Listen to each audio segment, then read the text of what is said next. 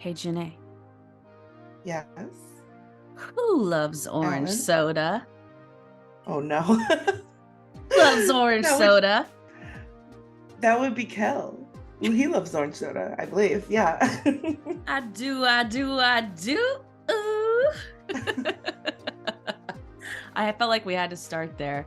Hello, hi all. This is the Postmodern Millennial podcast in which we look at culture through the lens of a millennial living now. And tonight we'll be talking about Snick, or today, whenever you hear this.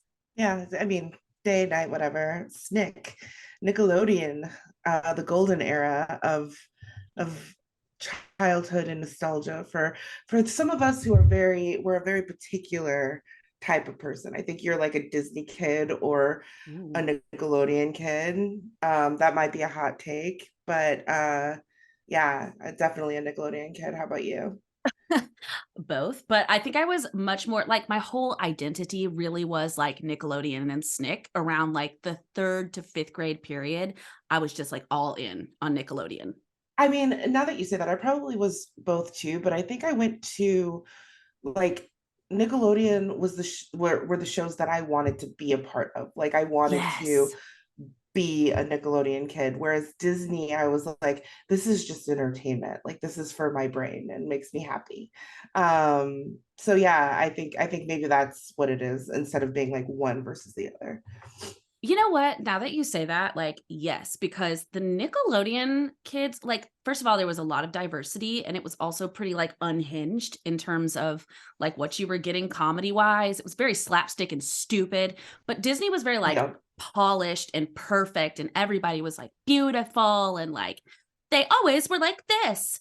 But Nickelodeon was like unhinged. Yeah, totally. Disney was 100% the like we are this is an idealized childhood or this is an idealized world that you could be a part of, whereas Nickelodeon was like the world is messy and fun and like isn't it gross? Like here's a like I wasn't allowed to watch Ren and Stimpy as a kid, and when I was looking at the Snick lineup ahead of this, I was just like, why wasn't I allowed to watch it? And like literally the description I read was like snot, boogers, fart jokes. Like my mom was not about that life. But you would never see anything like that on Disney Channel. Like that's just not No. I did no. not like Ren and Stimpy, but I did like watch it some in passing because like I was addicted to Nickelodeon. Like it was on all the time for me. And I just distinctly Mhm. remember that was the first time I saw just like a muscular man's butt on my TV because they had this like toast man. I forget what he was called. He was like some kind of toast superhero and he like had a big ass butt and they were showing it. I feel like I've seen an image of this, but I like again, I didn't watch it, so I couldn't tell you anything about it. But that's really incredibly funny. Nickelodeon was unhinged. So I think we should probably talk about like why we wanted to talk about this topic. Mhm. Uh Beyond just the simple nostalgia factor, which is obviously a thing, Amanda Bynes was in the news this past week, and when we were actually prepping for our first recording, you know, she's been in and out of the news for it feels like a decade at this point. Like there's been Yeah. just things going on with her, and it's really unfortunate because she was like comedy genius queen in that Nickelodeon era. Obviously, feel free to correct me if I'm wrong, but I think when we were talking about this, and the topics that we want to talk about, it's a little bit of comparison of now and then, a little bit of nostalgia, a little bit of looking back, knowing what we know now. And I think that we both agreed that is such a cool way in because so many people obviously are playing to an audience, but like so many people feel exactly like we do that it's just Mhm. like insane and like a huge part of our childhood. And then on the heels of that, the Good Burger 2 movie was announced. Was So it? Keenan, you didn't, I told you that. Yeah. I Keenan and have Kel, no recollection. There's another Good Burger movie coming? yeah, Keenan and Kel went on Jimmy Fallon and they announced that Good Burger 2 is coming. I swear I told you this when we were Was I sober? I don't I know. don't know. No. When we were talking, I wasn't. I don't think I was Oh sober. yeah, probably not. Me too. Whatever. Life is hard and it's great. Ah! But, Oh, side note, we're both but unemployed right now, so oh yeah. yeah, we should definitely let that be known because it's another reason why we're giving you this content, whether you want it or not. We don't have anything to do. We might We're as bored. well. We might as well just talk about a better time, which I don't know if my childhood was actually a better time, but let's pretend it was for the sake of this. I think that my childhood was a different time and I would welcome going back there, but as an adult. Like I wouldn't want to be a kid, if that makes sense. Like No. pluck me out of the year 2023 and drop me into the year like 1995 and I would be like super stoked. But Yeah. you But know. I mean, I think Nickelodeon was actually just such a huge escape for me as a kid. Like I Yeah. escaped the things that were hard for me then through watching these shows and through feeling connected to all these people and just like laughing my ass off. And then I was so ready to go to school, or actually even we used to call each other on the phone. That's what we did. Yeah. We used to call my friends on the landline after and be like, oh my God, did you see this? And ear boy, and whatever. Yeah. It's so funny. It's so like I looked up sort of the history of Snick because I wanted to kind of have some context. And in 2017, Vanity Fair released an article that was at the time celebrating the 25th anniversary of Snick. Ooh, So it I was feel kind of, old. I mean, and that was in 2017. So let's not even talk about it. I think we're at the 30-year mark, I want to say, somewhere thereabouts. But the article is called Inside Nickelodeon Saturday Night Gamble. And it, like I said, it's the untold story of Snick 25 years later. What I found interesting was that the original lineup started in 1992. Wow. So that's a little bit, I guess, older than I thought it was. But when you're a Same. kid, What was you the don't first really know. show? Because like I was only first aware. I probably came in with all that, you know? Yeah, I think that that was technically like maybe the second to third-ish generation of the Snick block. The first shows, let me see here. I definitely read it earlier, but I cannot Oh, remember. Clarissa Explains It All. I Clarissa, bet that was one of the yeah, first one. I forgot that was in it Snick. was. It was. I'm literally reading here. The 8 p.m. anchor was Clarissa Explains It All. Melissa Joan Hart was 15 years old, Wow. playing Clarissa Explains It All from 1991 to 1994. Um, which means that she was like in her 20s when she started Sabrina the Teenage Witch, Yeah, that tracks. which is so interesting because I know, like, I legitimately feel as though she is me and I am her and we are we. But I she's mean, like, no. even today, she has a young face for her age. Yeah, So yeah. she's just really lucky to be one of those people who perpetually looks youthful. Good for you, girl. Good, you go, girl. We love you. Mm, we love you. We stand the Shout out, queen. sister. But yeah, so Clarissa started it, and that first iteration, and I think that, like I said, we were coming in kind of in the second Mm-hmm. or third, and that was, what I like to call the golden age because Mm-hmm. it really was. You had all that, which then parlayed itself to Keenan and Kel. Um, And then you later, the Amanda had, Show. and then, yep, exactly. But wait. Um, Pause, because we need to do. Ah, This is all that. This is all that. You I'm remember gonna leave the sing. TLC? Of course, I'm gonna leave this public singing to the singer amongst us. I am not doing that, but I will applaud you and say thank you. I was obsessed with TLC during this time too. Like it was like all that. It was TLC. It was like my whole personality. Well, TLC really was like, God, I didn't even think we would be talking about them in this podcast. They're the theme song. They were the theme song, but they were like on every like every show. They would do They guest did. spots. And it wasn't just Nick. obviously we're talking about Nickelodeon, but I remember them being in like different sitcoms and stuff, just like they just show up. They were Yeah. the soundtrack of the 90s. Listen to the guest appearances of the musical guest of the first season of all that and tell me it's not fire, okay? I'm just going to Yes. list the ones I know, but then I remember. But obviously TLC, Debrat, Immature, Aaliyah, Coolio, Mm-hmm. Blackstreet, Usher. I mean, Usher. but they just had like these huge names. I mean, they They became did. huge. Well, they were, it was both, really. They were like amongst a certain segment of the population, they were superstars already. Mm-hmm. And then the global stage of all of that made them household names to the rest of the population. You know what I mean? Like it was a really cool launching pad for really all of those artists are Black people. I So like know. it's a really cool jumping off point for them. I'm And looking at all the seasons. There's barely any white people here. The only yeah. white people I noticed so far is two, and they're killer. Robin was in season 4, Oh, and the Spice Girls were also in season 4.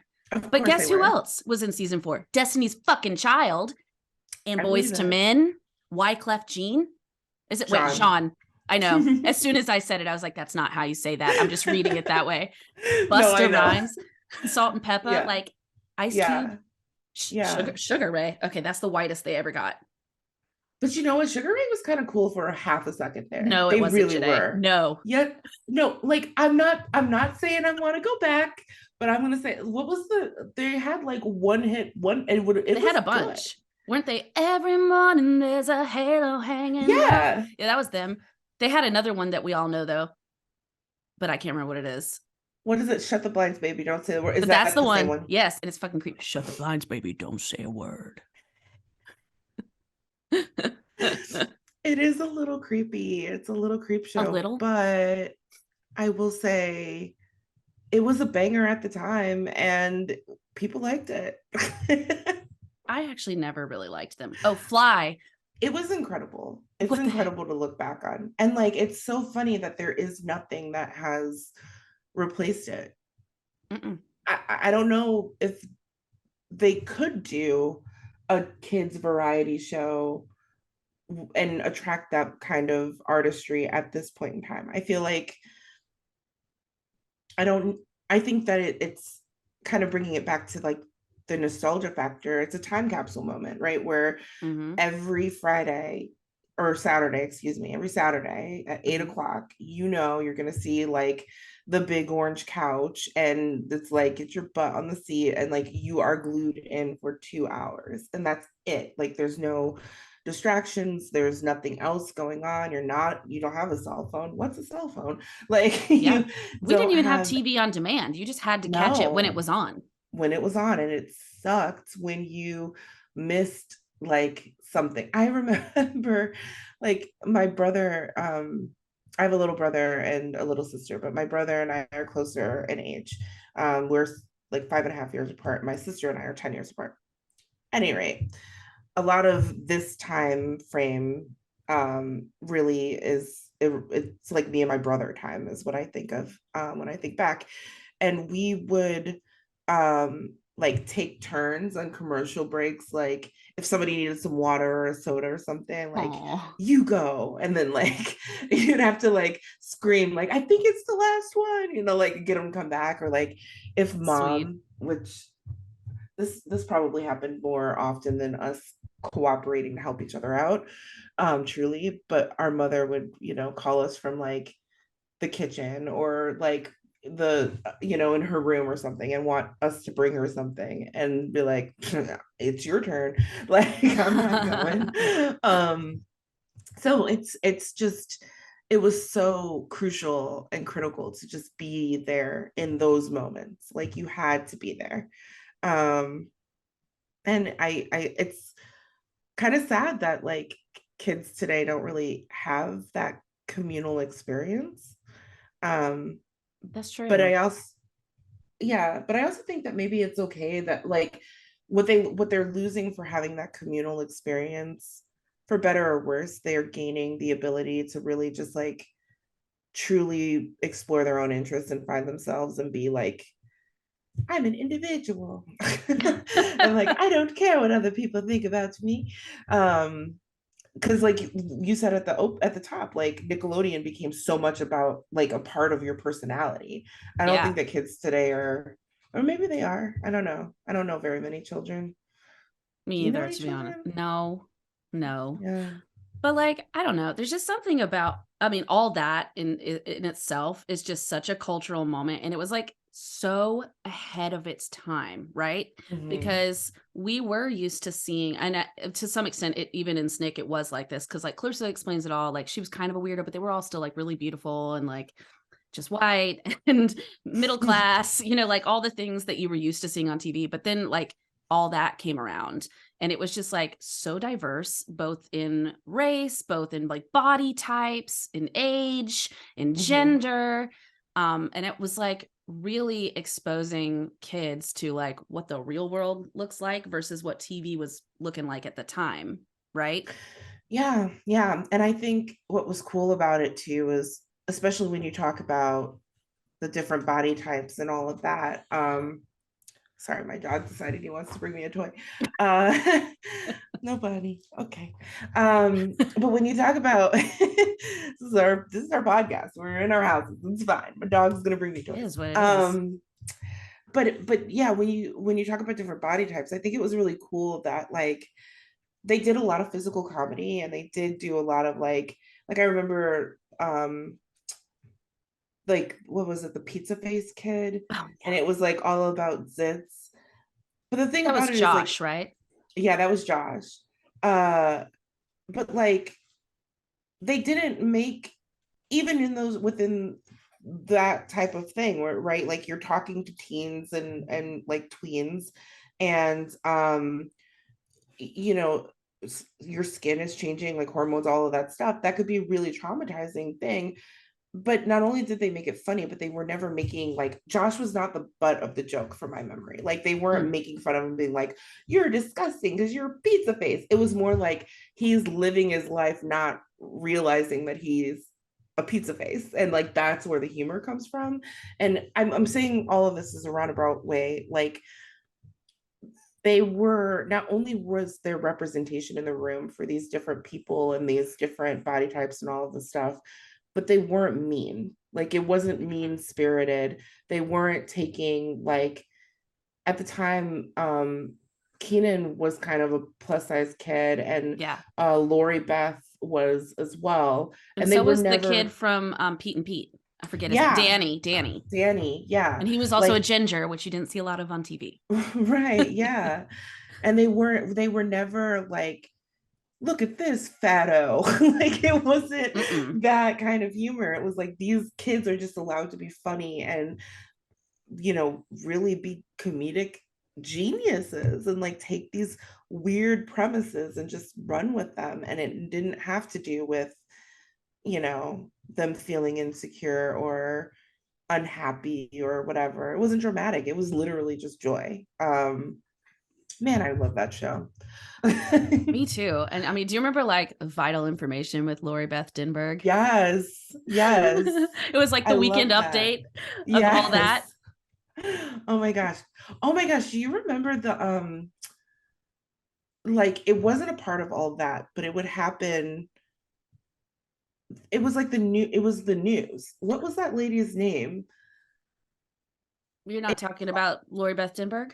no, it wasn't comedic. It was literally like an older white woman would just like have children's news, and it would be like a 15-minute interstitial in between, like maybe not even 15 minutes, it might have been like five. But it would have Oh, been like Nick commercial. News. Yeah. That's so funny. Of course it's called Nick News. um Yes. I do remember that with Linda Ellerby. Ellerby, that's it, Linda Ellerby, yes. I don't know why, I think they're connected in my brain because it was so one of those things where you would see Lori Beth's segment and then like it would go to commercial and then Mm-hmm. like before they came back, it would be Lori or whatever, LRB lady. And it was like, oh, I guess I am learning. This is kind of educational too. um, You know what's interesting about all that too is like not only did they have all this diversity going on, they were touching on things that were like kind of above children's heads. Like, do you remember the one girl who would play Ross Perot during the oh election? yeah. Yeah, It was yeah. like getting political, but not in a way that we couldn't understand because none of us knew anything about politics. I mean, I feel like as far as my political knowledge went during that time was like, oh, Bill Clinton did something with someone he shouldn't. Yep. That was like my Yep. whole knowledge. Yep. Yep. It's true. I think, I mean, you talk about the right, obviously it's easy to talk about the talent in front of the screen because that's who we connected with, but like the people that created Nickelodeon are really genius, and Mhm. they also were the creators a lot of times of the other spin-off shows. I actually listened to a podcast recently, not to plug another podcast on our podcast, but Plug it. it's Kiki Palmer's podcast, and I believe it's called It's Kiki Palmer Baby. Don't quote me on that. I don't know. We'll probably do links to things that we talk about here, so you can find it that way. But she interviewed Kenan Thompson, Oh. and the topic of their conversation was really if we weren't child stars, what would we do, or where would we be? Mhm. Um, so it's really interesting to hear them talk about their experiences. They both had very positive experiences on the shows that they did on Nickelodeon. They were both really appreciative of the opportunity. And I know that this will segue into where we're going next, I think. Um, but they were really happy and really excited about it. But they also were talking about one particular producer and writer who actually created the Kenan and Kel show. And he um, was a Jewish white man, and he had a mission to show, was at least when you hear Keenan tell it, specifically he wanted to show um, positive depictions of Black boys and men, and that was what the ethos that he poured into that show. His first name is Ken. I cannot remember his last name. But I thought that it was a really cool anecdote, and I think it's really interesting that at that time there were the people who were behind the scenes who were doing that thing, um, and giving that, allowing that depiction to be out there for not just for Black kids to see themselves, but for everybody to see these kids and form their own attachments. Um, and I think it's interesting too that they had such a positive experience, because there are other people who we will talk about who did not have a positive experience. Um, Yeah. yeah, But even just speaking on Keenan and Kel, you know, they were like the power duo. Everybody freaking loved Keenan and Kel. And then it seems like they had some kind of like their friendship fell apart when Keenan went to SNL, because I don't know how much of this is true, but I had read Kel also auditioned for SNL, but he didn't get it. Which is unfortunate. And then he's been so quiet for years. And I know recently he had come out and said, me and Keenan are fine. Like we talk, but there had been a lot of questions about their friendship. yeah, I remember that too. I think there was a moment in time where at the end of things, like you said, they had varied levels of success, and Keenan, it would seem he immediately went from all that to um or from Keenan and Kel to Saturday Night Live. Like Mm. that's how it looks, but in actuality, he had a few years where he was doing smaller. He talks about it in this podcast episode, if you want to hear more of his story. But he didn't go to college, but he did. He was trying to figure out where he fit in the comedy world, and I think that Cal was probably doing the same thing, but he was less visible. And the reality too of that dynamic is Cal was the like clown star, like the star of the show, right? Mm-hmm. Like he was like Keenan would come out and people would be like, "Yay, Keenan!" But then Kel would come out and like the roof would be blown off with all of the excitement to see him. Yeah. So when you have that level of expectation as a duo, and then you're now going your own separate ways, and it wasn't like they grew up together, you know what I mean? Like they were cast and all that, they had great chemistry, and then they were cast in Keenan and Kel. They're not childhood friends or anything like that. They're just two actors. But now you're going your own different ways. Like, of course you're going to be looking over, on the side of your eye, like, what are you doing? Right? Like, it makes sense. But that just And I shows how think, talented they were to be having that level of chemistry. And, everybody yeah, wants to believe that the on-screen chemistry translates to off-screen, and it doesn't need to. Like, first of all, you don't need to be friends with your coworkers. no, no, you But don't. you don't need to, so And stop trying. in But they fact, had amazing chemistry. can we talk? Can we just talk Are to we gonna get real companies? close? So, yeah, Stop trying to make us all be friends. we don't We're want to be here friends. because you pay us to be here. That's The it. irony is Janae and I are friends because we work together at one That point is in our true. time. But that But doesn't mean it's the exception, baby. It's the exception. but also like nobody forced that. We No, liked each other and that happened.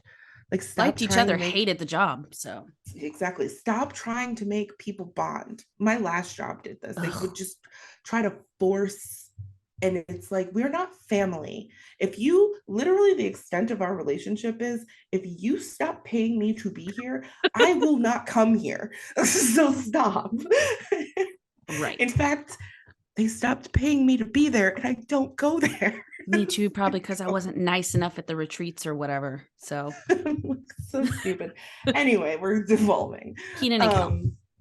But yeah, no, totally. Like I think you're right. I think that it shows how talented that those guys were at such a young age.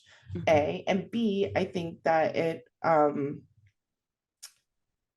think it's a testament to growth and who they are now, that they are coming back together and they're choosing to do, Good Burger too. And they again, the Kiki Palmer connection, when she hosted SNL, they did like a spin-off of Keenan and Kel. It was like Keenan and Kiki or something like that. And Yeah. they were like they redid like the store for Keenan and Kel, and she was playing the Kel part. Oh, I think it was like Keenan and Kelly is what they called it, something like that. But Kel actually guest spotted in that sketch, and it was so exciting and so nostalgic, and I like lost my mind. um so it's cool to see that they've grown up, and they're the extent of their drama is behind them because they're both grown men with their own families, and they don't need that anymore. um Yeah. I'm excited to see this Good Burger too that I didn't even know about. So I I'm gonna be fully honest, like as much as I love all of this stuff kind of like in the ether, and like obviously the nostalgia factor is there, I'm very worried. Like I'm almost tired of us revisiting the things that were so cool in the 90s, because when you go back and watch them, mm, like if the nostalgia factor wasn't there, some of it is not very good. So like, and don't get me wrong, I love Good Burger. It is funny, home but of the Good Burger. Can I take your order? part of me is like, is this funny because it's genuinely funny to me? Or is it funny because when I was, 9, 10, 11 years old, this was genuinely funny to me then. And now I'm Yeah. watching it and I remember how I felt then. So it's funny. So, Well, like, they when might find a way to adapt this to the now. I'm worried, It's None of okay. the reboots of things have been good. None of them. Fair enough. I almost wish that they would do, like, instead of revisiting Good Burger, that they would bring Keenan and Kel together in a brand new vehicle that's like pure, like brand new intellectual property, like not a revisit, but you still can, visit their Yeah. chemistry and have that feeling again. Like, why do we have to keep Yeah. revisiting the things that we loved back then? Like, That's stop with the true. reboots. They Just would be cut it out. so good in like a White Castle style movie together. Like a Harold and 100%. Kumar, Yeah. or even the ones where they're in Vegas and they get all Yeah. what's that one called? I don't. The Hangover. Thank you. Or like the Hangover style stuff. That could be very good for them. I Yeah. agree with Like you there. any kind of buddy adventure movie, I think would be really dope. And I mean, that's probably the I mean, Good Burger is kind of that, a little bit. So maybe that's probably the way they're going to revisit it, but they're going to do one of two things. Either it's going to be a complete like redo of Good Burger and it's like, why are we redoing this? Or two, it's going to be like introducing their kids and they're like the dads, and it's like, we don't need that either. Like, Okay, but my little hear kid. me out. What if it's actually deeper than that and we just don't know it yet? Like, imagine a scenario where Kel, because he's like the burnout idiot, right? He's like clearly a stoner, but they're never going to say he's a stoner. But like, he's a burnout. So let's say there's a scenario in which Kel has still been working at Good Burger all these years, but Keenan grew up and like had a family and did all the things that you do when you grow up. And then Oh, he like stumbles into Kel and he's like still at Good Burger, right? And it's like a story about how they've changed and like a story yeah. about like helping Kel reach his potential into maturity and getting him out of Good Burger. Like, what if it wraps it up to get him out of Good Burger and into like a future? Maybe I like that, but like, what if they did it in reverse? Because it would be kind of cool to see True. Kel like somehow have found some sort of success, and then Keenan is somehow the one who's True. stuck there. Yeah. Oh my And of God. course, Keenan isn't going to want to let Kel help him. Oh my God, are we writing Good Burger too? Hey, Have we written we're actually it? for hire right now. Yeah, Um, we'll come in. We can we'll punch write it this up. shit. We already half Got wrote it. you. We got So you, bro. I don't know who's producing this movie, but call me. I have no idea who's producing it, but yeah, seriously, I will answer for you. I don't answer numbers I don't know, but I will listen to the voicemail and call you back. Right. But see, I think if they just try to relaunch it and make us see these like 40-something-year-old men just like goofing it up at this place, nobody's going to care. But if they try to contextualize it like this and like put it through the lens of like, we did grow up and like at Yeah, least one of them had to have, right? That could be yeah, cool. that could be cool. Yeah. Um, so we also wanted to talk about excuse me, and this tangentially relates, right? Because we're talking about like experiences with Nick, the good, the bad, the ugly, what have you. We would be remiss if we didn't take a minute to discuss um what did you call him?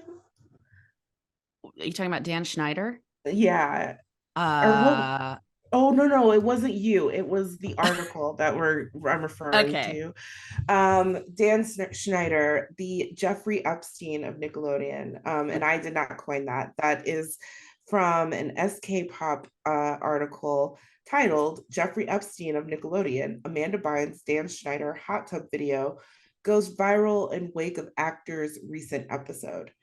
Um, so if you're not aware, this was last modified on March 21st of this year. But if you're unaware, Amanda Bynes, who we did not talk about the Amanda show, but I feel like we are going to I in this loved it. segment. We have to get there. She was, like we said, the queen of Nickelodeon. And that's not, I mean, I think Melissa Joan Hart, of course, had her reigning time, but it was very different than the Amanda Bynes reign. I think Melissa Joan Hart was still kind of in that Disney princess lane a little bit, even though she was like Like a kind quirky of tomboy. princess. Yeah, yeah.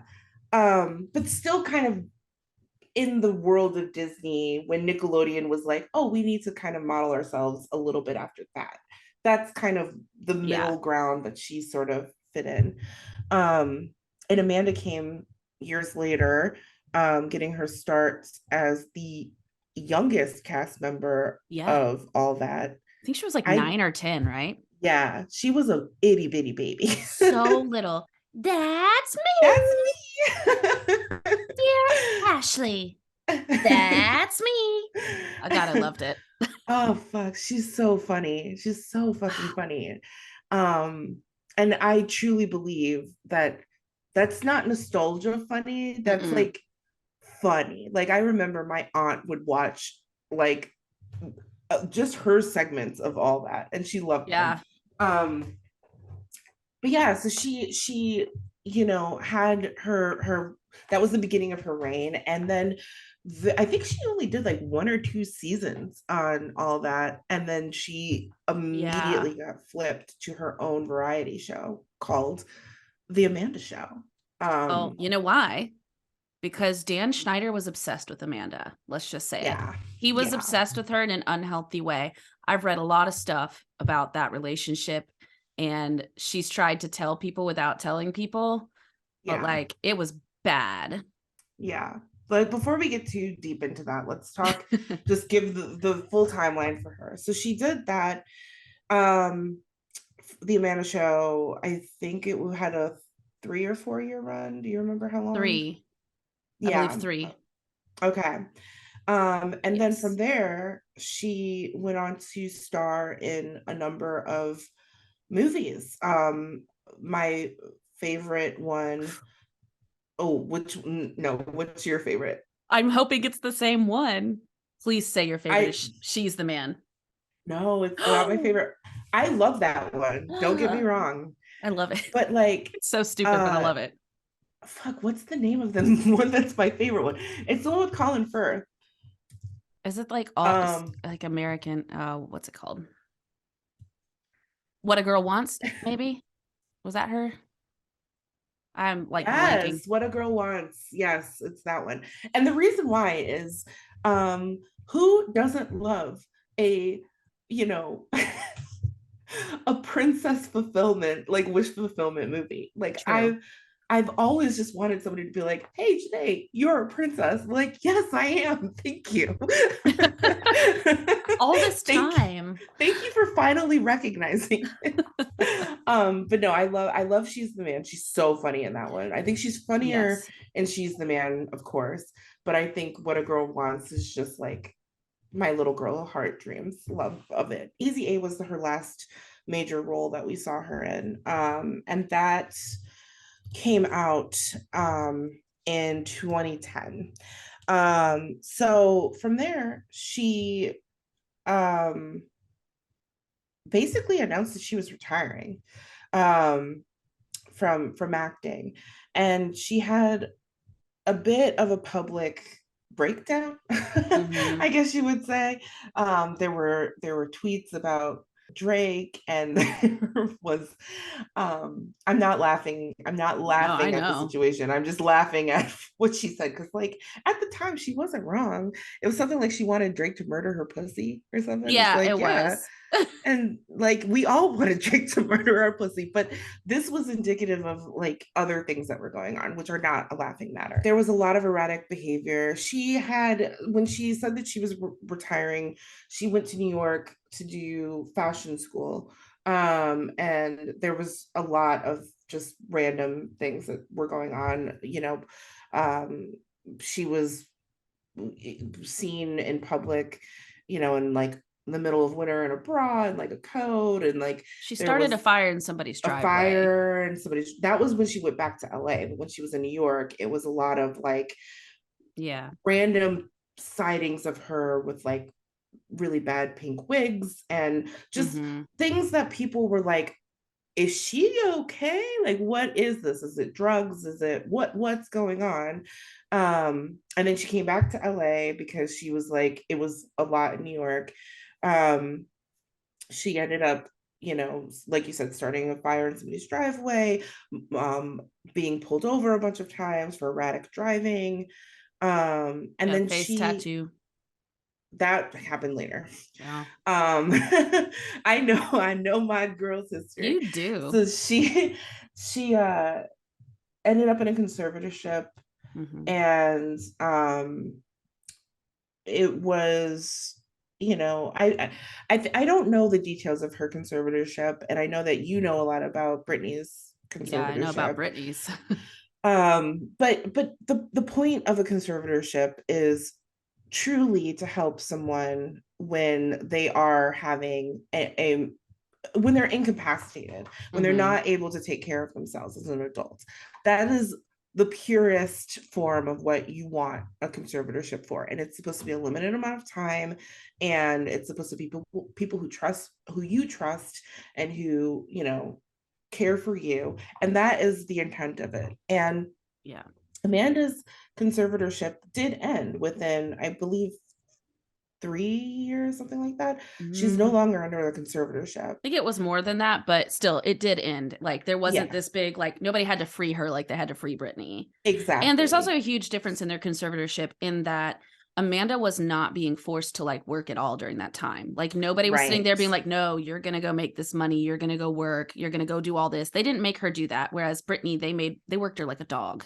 Yeah. So And I different. think totally. And I think that when we talk about conservatorship, especially for people who don't know or are not familiar with what it's intended for, it's easy to kind of demonize the whole practice of it. Mm-hmm. But I think what you said is very, these are two famous women who both were under conservatorships for very different reasons, and within those conservatorships lived in very different ways. Now, regardless of if Amanda felt like she needed the conservatorship, or if she would sit down in an interview right now and say like, oh, it was terrible, that may be how she perceived it in her truth, but the intention behind it, I think, was less nefarious, at least from the surface or outside looking in, than Yeah. Britney's. And they both have So a lot of trauma. The two of them have a lot of yes, trauma, but they're different traumas. And we don't know all of Britney's trauma because she's tried to speak on it and they've silenced her. But I'll speak on Amanda real quick because there's something we skipped over from her earlier years. I don't know if you remember this, but like when she was 16, Dan Schneider actually encouraged her to get emancipated from her parents. So she was trying to get emancipated from them, allegedly because he was trying to spend more time with her. And she put a post out at one point because people were coming forward about Dan. And you could tell she didn't want to speak on it, but she wanted to speak on it. Um, and she actually wrote this whole caption out. And that's what I was trying to find before we got on, but I couldn't find it. But she like capitalized certain letters in the caption. mm-hmm. And if you put it together, it said, Dan did it. Yeah, I remember that. So let's back up a little bit and let's move away from Amanda. That's kind of like high level her life, and I'm sure if you want to know more about her and who she is and what she's done, there are podcasts, there are movies, there's books, there's YouTube videos, there's everything. You can find Mhm. more information. Let's shift gears. We've been saying this name Dan Schneider a lot, and if you are familiar with Nickelodeon, if you are familiar with any of the stuff, like you know the name, at least you've heard it. Mhm. But if you in more recent times are familiar with just Scandal, you definitely know it. Jeanette McCurdy came out recently in her book.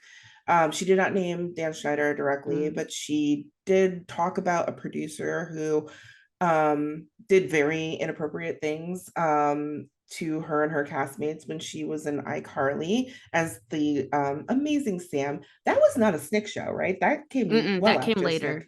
Yeah. which that's a whole nother era, which was a lot of fun. We were But older see, then, but it was still good stuff. you raise a really good point though, because something you said, I'm just like, even now, as far as we've come in the world where women are speaking up, we had Me Too and everybody wants to share their stories and be heard. Even now, people are still afraid to name him, even though the whole world knows it's him. That is like we're still in this bubble of like, oh, we can't say it. We can't say it.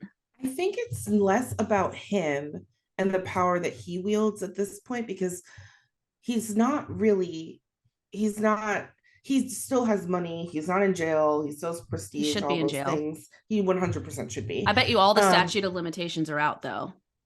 I don't know.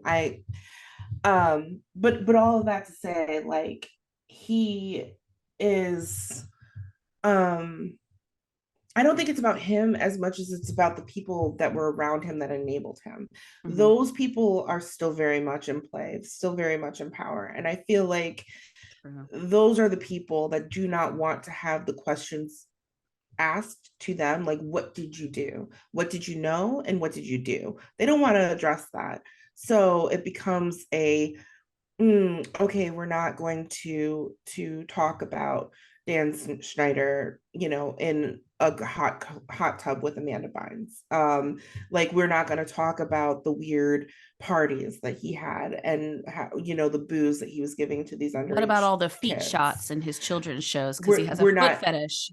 we're or like randomly spraying them in the face with white substances in the name of quote unquote comedy. Like, it's we haven't told you who Dan Schneider is. He is a producer. He was an EP, the creator, or not the creator, but like the money behind a lot of these Nickelodeon shows, Zoe starting with, 101, yeah, Zoe 101, iCarly, Amanda's Show, all that. um, all that. He mysteriously didn't have much to do with Keenan and Kel, which kind of makes sense. And I Because there was no don't girls on it.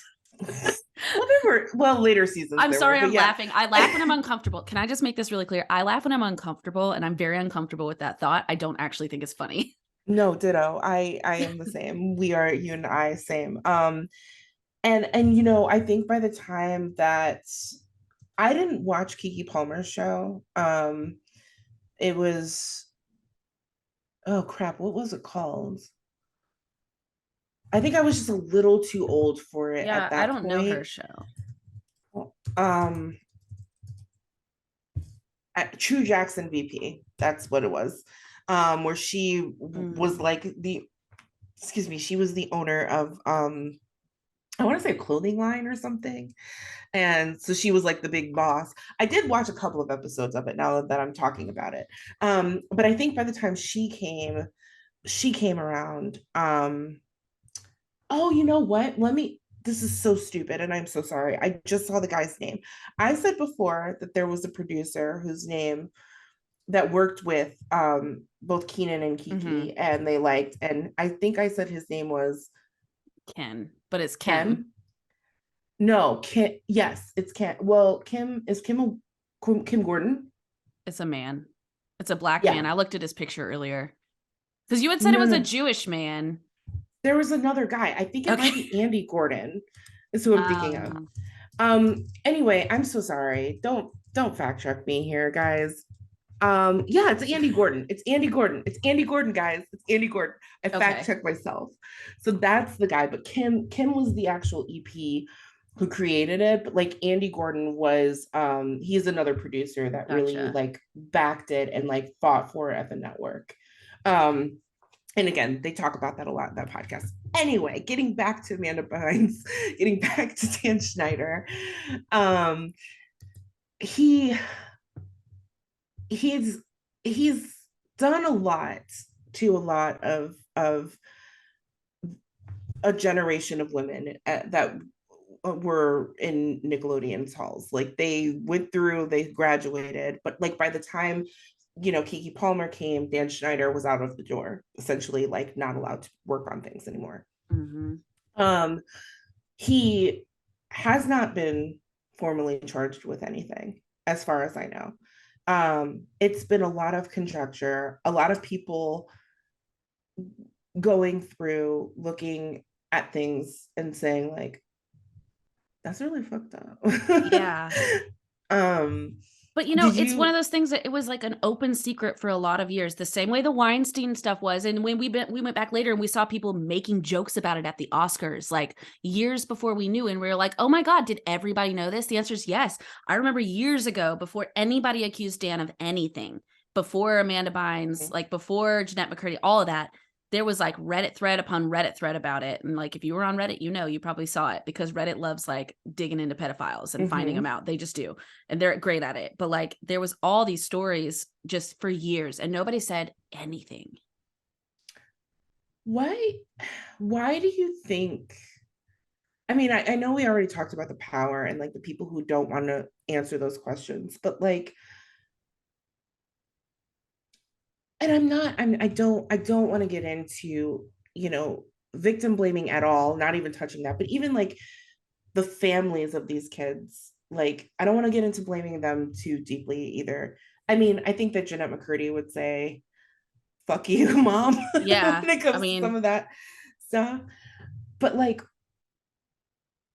I don't understand how I know Hollywood is its own world and all of those things. And maybe this is naive of me to say, but like, how is there no adult person who's willing to say, like, no, no, this is inappropriate. Like, no, no, what are you doing? No, no, no, no.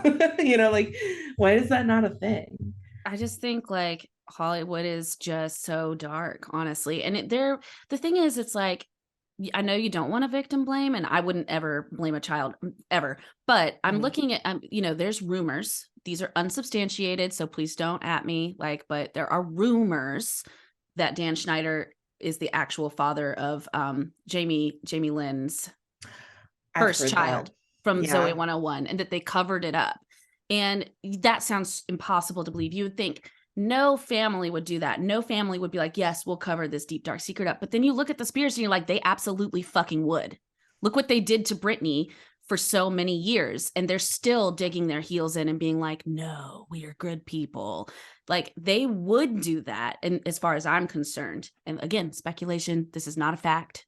I just heard the rumor. I feel like I have to say that, you know? No, no, I agree. And also, I do not have a dog or pony in any of the Britney stuff. I watch it, I see it, and that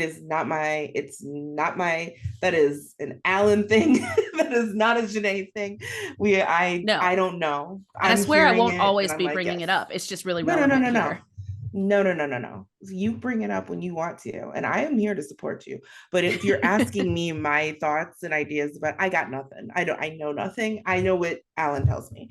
But That's what like I these got. children, I mean, look at all the child stars from generation to generation and the way that their families have taken advantage of them. Look at Macaulay Culkin, you know? Yeah, yeah. And he Um, emancipated himself. I think, exactly. I think there was a lot of um there was a lot of that, a lot of exploiting your child in that time. But you know, it's wild to me that we're at this point in history, and like you said earlier, like, why are we not calling this dude out, even if the statute of limitations is over for these things, which I don't know anything about, but like, fucking put his name out there, like, say it with your whole chest, like, fuck Dan Schneider, Fuck like. Dan Schneider. So, okay. I'll um say it. yeah, no, seriously, fuck Dan Schneider, I have no problems with Fuck that. Dan Schneider. That is an official opinion of this podcast. um so back to Amanda Bynes.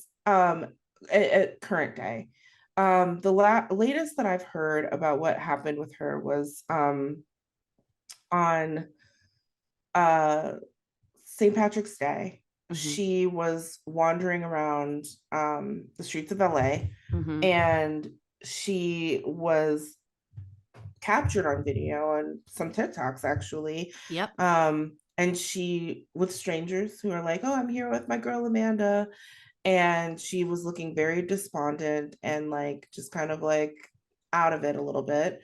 And it was very, at least the two videos that I've seen, the one of the girl approaching her on the sidewalk, and then the one of her in the back of the car with Mm-hmm. a guy. Yep. Um, it didn't leave you feeling warm and fuzzy. It was like, who are you people? Like, are you Right. helping her? I don't think you're helping Well, her. What are you doing? the guy seemed to be helping her. The girl was just kind of walking and talking to her, but the guy seemed like he was trying to help her because he was giving her a ride somewhere because she was just like wandering. Yeah, but when you hear about where she was found the next day, it's a little less, at least for me. So the next morning, she called 911 on her own. Mm-hmm. And what is being reported is that she was in the streets naked. Um, and I don't know if that's true. I am not looking for videos or photos of I that. was I about to don't. ask you if you saw the photo because it got sent to me. My Britney followers sent it to me because they all think it's like related. And it's Huh. not fucking her. It's a It's not blonde her. haired woman. It looks like Britney more than it looks like Amanda. And you Well, saw the then, videos from TikTok. She had dark, dark, dark yeah, brown hair. dark hair. Yeah, It is a yeah. blonde woman. Like I'll flash it to you. You won't be able to see like really, and it's blurred out. So don't Okay, worry. it's fine. Everything is blurred, but it's just like ridiculous that they're trying to say this is Amanda. Like no, it isn't. You cannot tell me that that's Amanda. No, that's not Amanda. That could Exactly. be Miley Cyrus, for all we know. Like he's filming something. Yeah, but TMZ gutter trash, of course, is like sitting here Yeah, saying, yeah, "Oh, it was her." yeah. So that's where it ended. So hopefully she is in good hands, good spirits, and is feeling no pain and is good. And let's say this, Um, I'm really happy for her that she was able to call on her own and get the help that she needed. yeah, And that I think that's a really important moment for her to recognize, like, hey, I'm struggling. I need help. This isn't right. yeah. And there's no shame in No. getting any kind of help that you need. Like, do it.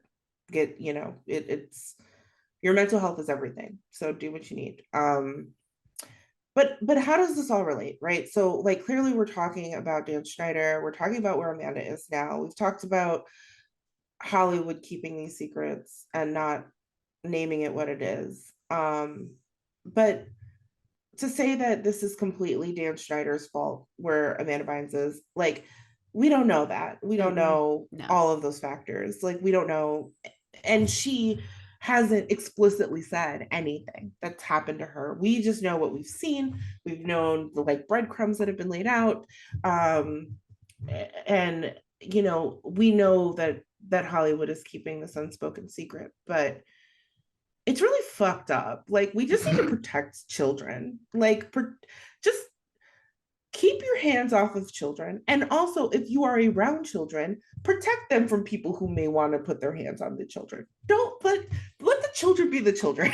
Like, please. Right. They're babies. I would like to Um, think that the entertainment industry has come a long way since then. Like everything used to happen in sort of like an isolation, right? Because we weren't connected to each other like we are now.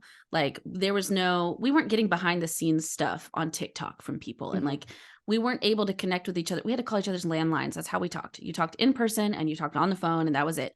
But like now it's a lot. I think it's harder to hide these secrets and they've have more people in roles doing important work on set. Like they have intimacy coordinators, not that would apply to children, hopefully, but like Mhm. these things are being taken more seriously in the industry.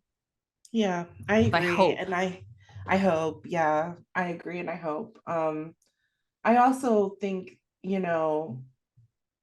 truly the heyday of children and children's entertainment is behind us. I think obviously there are still children's shows, and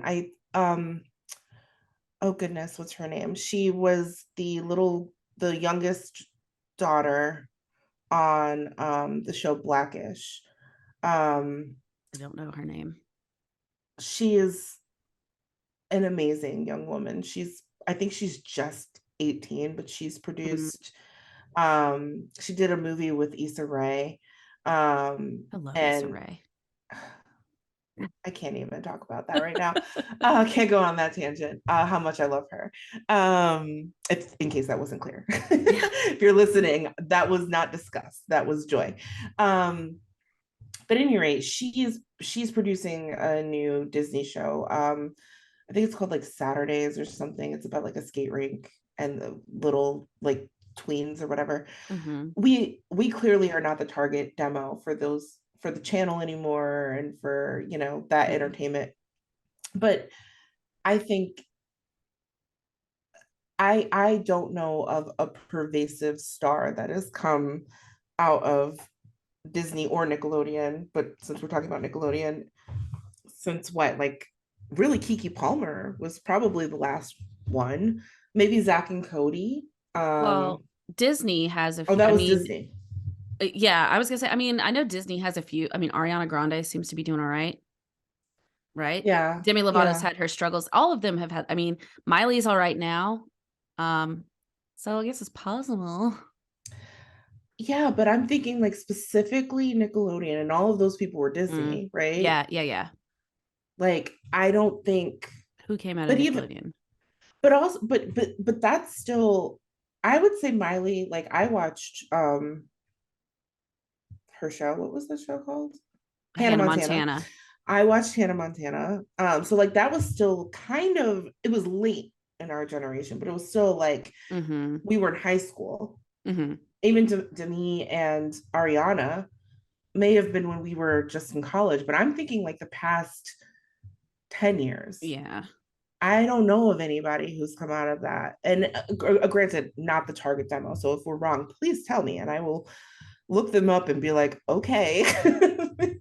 Well, let me ask you a question, just like Yeah, an overall morality question. yeah. Do you think that children can honestly, fully, what's the word? Not agree, consent. Do you think that children can actually fully consent to this life of childhood stardom? Do you think that that is morally even okay? You know, that's such a good question. And I think earlier in this conversation, I was like, I wanted to be a Nickelodeon kid. Me Like, too.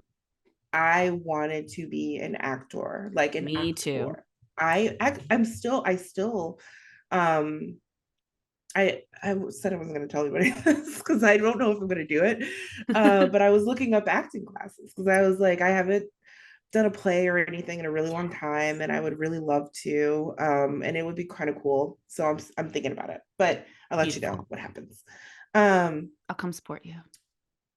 but thank you. But I bring it up to say that as a kid, you would not have convinced me that I didn't want to do it. You wouldn't Mm-hmm. have convinced me that I didn't want to do it. But I think you're not able as a child with your limited time on earth to understand the ramifications of what doing it means for you. Mm-mm. I and I don't necessarily think that's a good or bad thing. It's just, it is like you're a child, you don't know what this is going to feel like, you don't know what this is going to look like. And that's where I think, you know, your parent or guardian has to be completely involved, completely present, and have your best interests at heart. And I think if you have that perfect combination of things, I think it's okay. I don't think that there's a problem with it.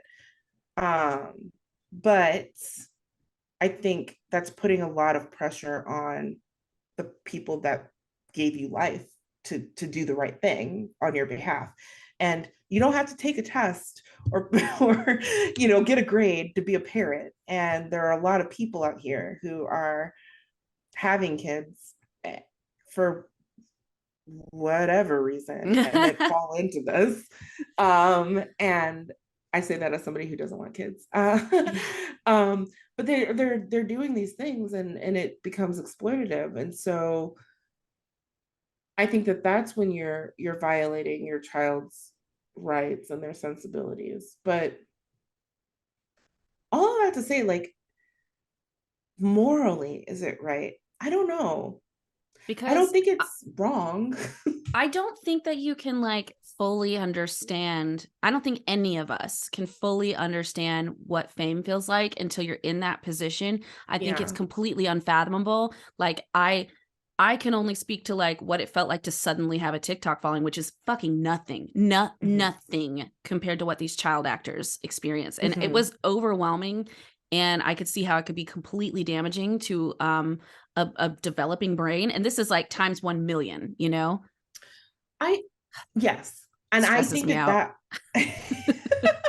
I've not had that happen to me, so I don't know. But I think that for children stars, that is not a thing anymore. I think that it definitely applies to this era that we're talking about, the 90s and early aughts, whatever. Because again, like we said before, you were keyed in. There were no other options. There was nothing else for you to watch or do. Like we all knew these people, these faces, because they were pervasive and that was it. Now there's so many different channels that I think unless you become like a YouTube star, do you know that there are YouTube stars that literally just open toys, like children that are just opening toys on the internet and they're famous?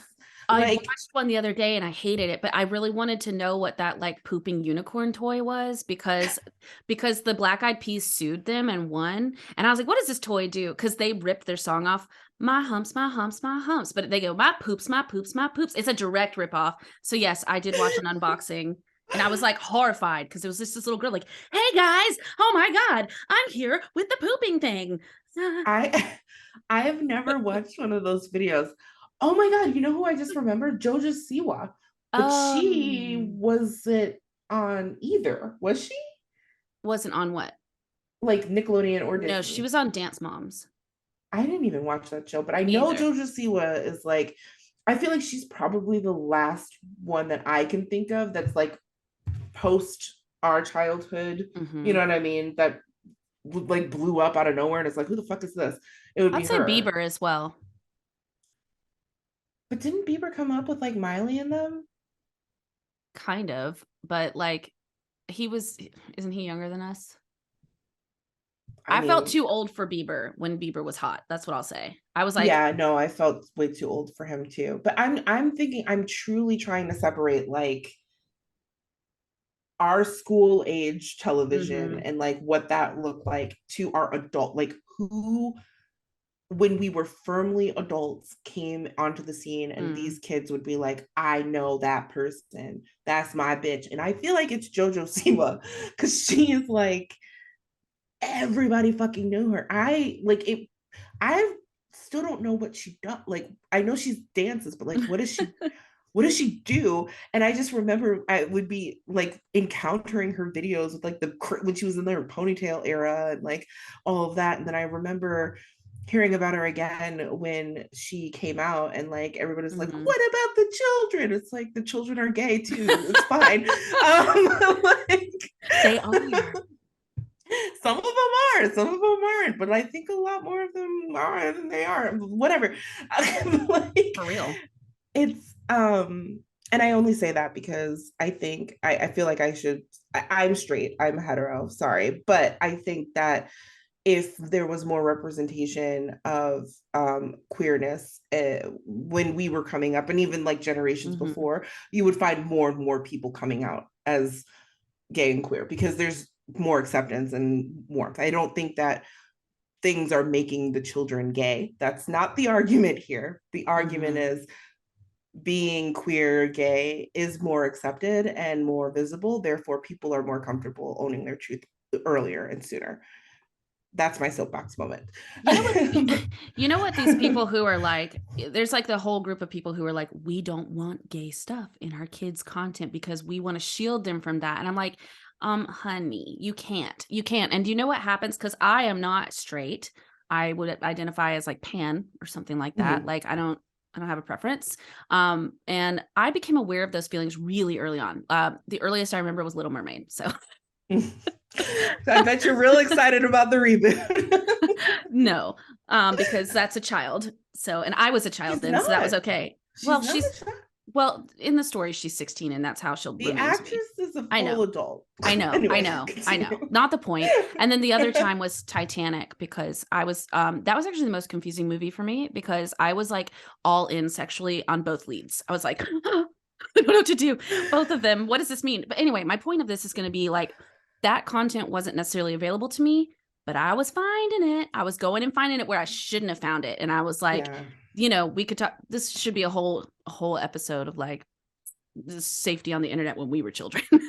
Oh, hell yes. There was none. There was none. It was the So Wild West, man. I'm just saying, like, I was definitely like seeking out stuff like that in ways I shouldn't have. And I was looking at things I shouldn't have been looking at because I was like shielded from that, but not by my parents intentionally, though they probably would have if they had known.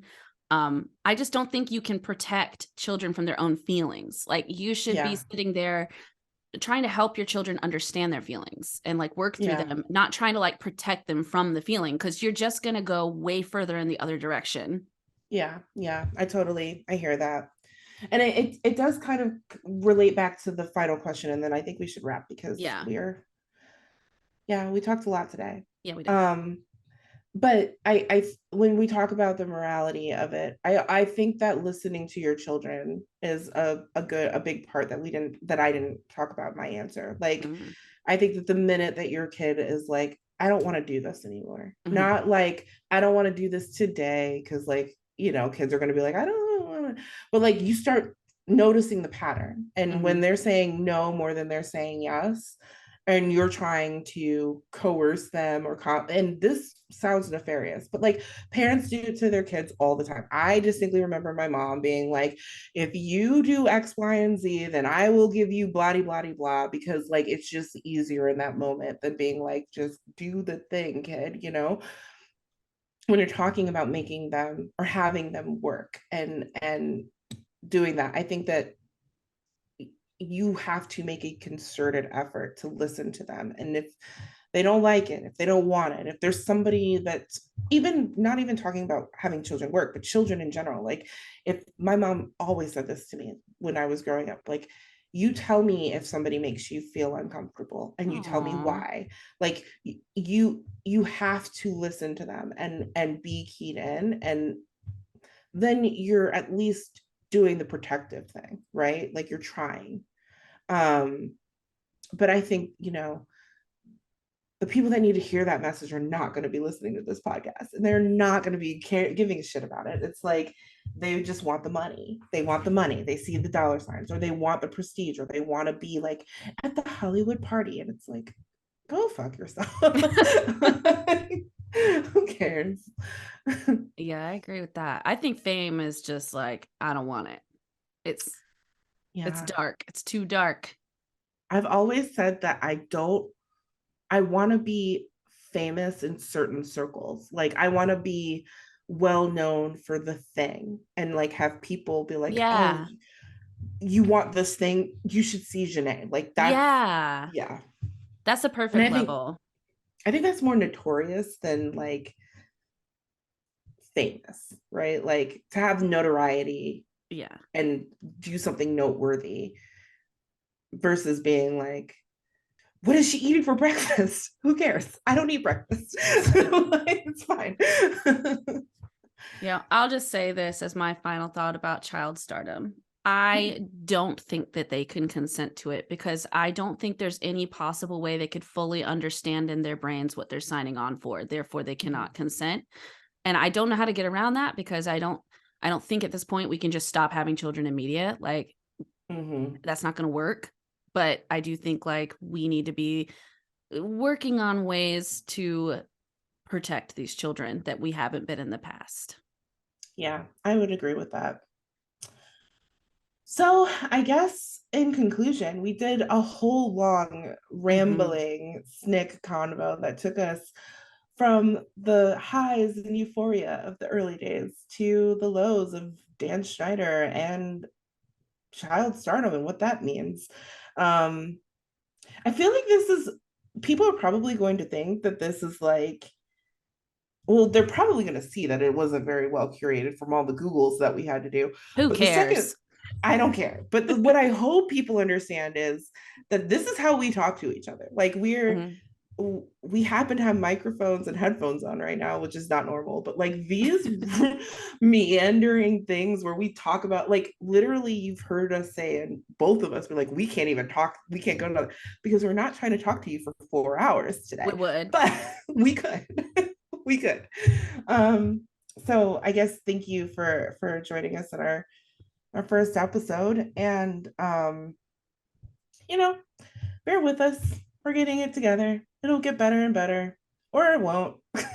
We're having a good time either way. I'm actually going to make a concerted effort to do worse next time. So I Oh, hope good. that's, yeah. Awesome. I Because love I that. want to keep setting the expectation low so that I can like surprise. It's like a surprise and delight. Like, oh, she did so good. Anyway, I am Janae. I guess you can find me on TikTok. What is my TikTok handle? I don't remember. I'm a professional TikToker and, whatever person. Are you going to say your I just handle? stopped talking. Oh, do I need to say mine? I Yeah, don't you were think gonna so. say it. Okay, fine. We will be launching a TikTok channel. I've already got the name, but we haven't put anything on it yet. We will be at Postmodern Millennial Pod on TikTok. Well, and I'm at Alan Aston on TikTok. That's ALLYNASTON. And I'm at Miss Janae Allen. That is MSJANEEALLEN. I'm a weird TikTok person. You probably don't want to follow me, but you definitely want to follow Alan. Nah, do you? um, I don't know. I don't know. Um, oh, yeah, okay, we're done. That's it. Let's end there. But before Goodbye. you before Just we hang up, oh,